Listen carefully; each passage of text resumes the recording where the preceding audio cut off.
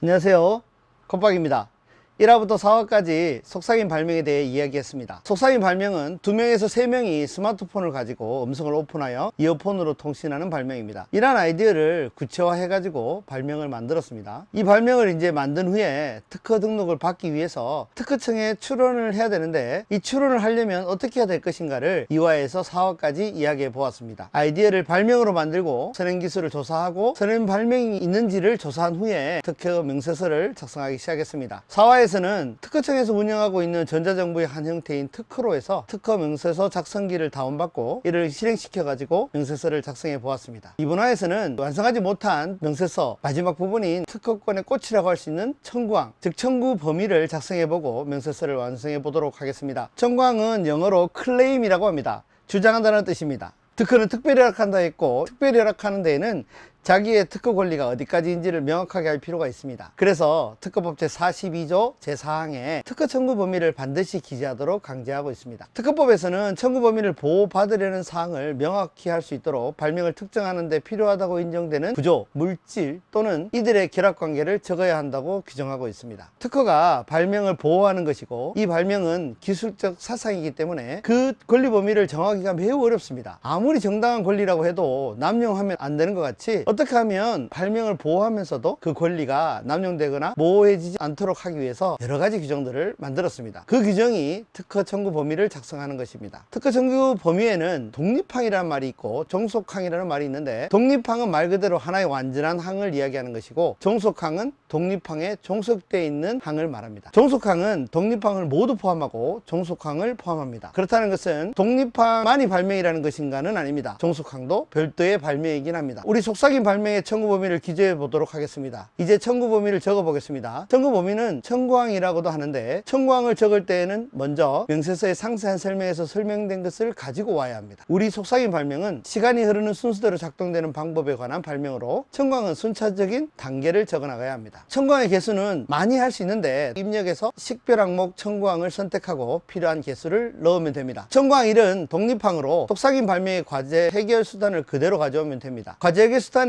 대기 단계, 접속 시도 단계, 연결 성공 단계 및 음성 통신 단계가 순차적으로 기록되면 됩니다. 청구항 2는 제1항에 있어서라는 말을 선언함으로써 청구항 1의 종속항이 되고, 이는 청구항 1을 모두 포함한 상태에서 나머지 구성을 구체화한 것입니다. 청구항 1의 근거리 통신 장치를 블루투스 장치와 와이파이 장치로 특정하였습니다. 청구항 3도 역시 제1항에 있어서라는 말을 선언하여 청구항 1의 종속항에 되도록 합니다. 이어폰을 사용하는 것으로 특정하였습니다. 이제 명세서의 마지막으로 요약 부분을 기재합니다. 요약은 명세서의 기술 분야와 발매 효과를 다시 한번 기재하면 요약이 될 수 있습니다. 자, 이제 드디어 명세서가 완성되었습니다. 간략하게 다시 속삭임 발명의 명세서를 살펴보도록 하겠습니다. 발명의 명칭은 발명을 한 번에 알아볼 수 있도록 짧게 작성하고 중괄호 내에서 명문면도 넣습니다. 기술 분야는 속삭임 발명을 한마디로 설명하고 어떠한 기술 분야인지를 밝혀 놓습니다. 그리고 발명의 배경이 되는 기술은 배경 기술 분야로 기술 분야를 보다 구체적으로 설명하고 종래 발명, 종래 특허를 조사하여 기재합니다. 발명의 내용은 해결하고자 하는 과제, 과제의 해결 수단, 발명의 효과를 기재하도록 되어 있는데, 해결하고자 하는 과제는 문제점을, 과제의 해결 수단은 발명의 구성을, 발명의 효과는 해결된 문제점의 효과를 기재합니다. 속삭임 발명을 더 상세하게 설명하기 위해서 발명을 실시하기 위한 구체적인 내용을 작성합니다. 이후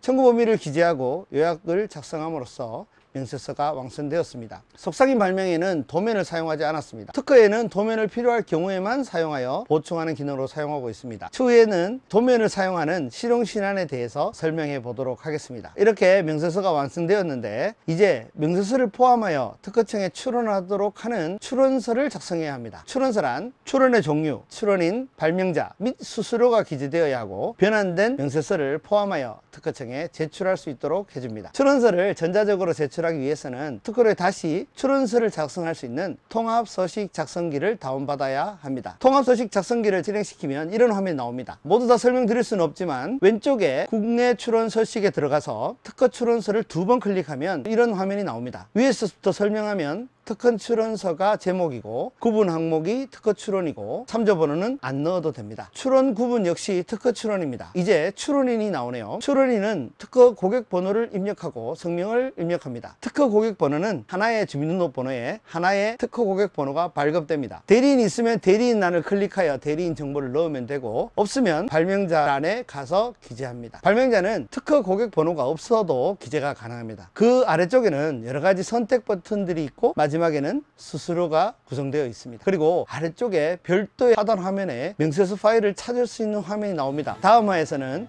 특허 고객 번호의 발급 방법 및 명세서를 출원서에 결합하는 방법, 그리고 완성된 서식 작성기에서 출원서를 출원하는 방법을 설명하도록 하겠습니다. 다음 시간에 뵙겠습니다. 감사합니다.